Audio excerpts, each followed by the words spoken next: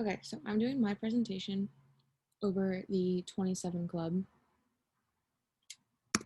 So what this is it's a name given to the group of artists or actors or musicians or athletes, really any profession, who all lost their lives at 27. It's a lot of the time related to drug use and alcohol use, but it also is centered more around musicians rather than anything else. But it became widely known when Kurt Cobain died, and he was at 27, and that's kind of when everyone started putting the pieces together of all these artists that died at 27.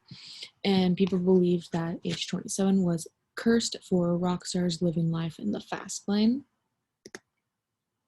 So these are some members. I'm not going to name everyone, but these are some members of the 27 Club that are popular. So I'm going to talk about three of them. Kurt Cobain is probably one of the most popular, and he was alive from 1967 to 1994. So he was a member of Nirvana. They sang Smells Like Teen Spirit, Come As You Are, Heart Shaped Box. And they were a second generation grunge band that influenced a lot of artists after they came out. He was married to Courtney Love. She had issues with addiction as well, and the marriage was not great.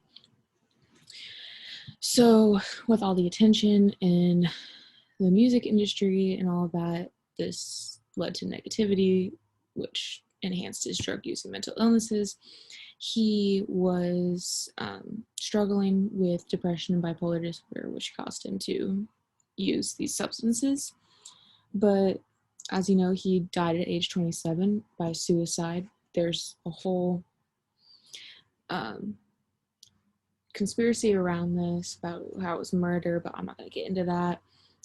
He was found with a shotgun across his body, suicide note next to him, and a bullet hole in his head. So then we have my favorite, Jim Morrison. He was a member of the Doors. He was the lead singer and founder of the band. He wrote most of the music. They sing like Light My Fire, some other songs too. I can't think of it at the moment.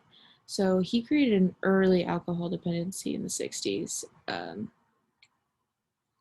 He always talked about how he would be the third, which means he used the phrase drinking with number three quite often when he was with people, referring to he was going to be the third in the 27th Club out of Janis Joplin and then Hendrix, how they both died in 70.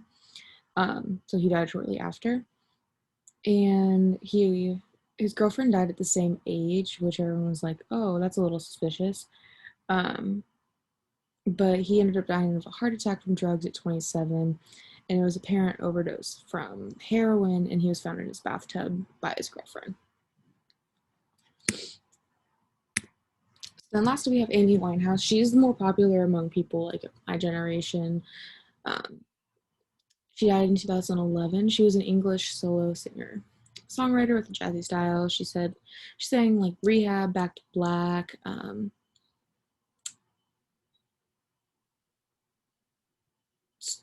stuff like that. She developed a reputation very early as like an unstable party girl. I mean, she was drinking and doing all these illegal things all the time. Her romance life centered around drugs, alcohol, and physical abuse, so she wasn't in a good situation, so she depended on these things. She did attend rehab multiple times, but every time it never got better, and it was just a continuous cycle, and people stopped wanting to have to perform and everything.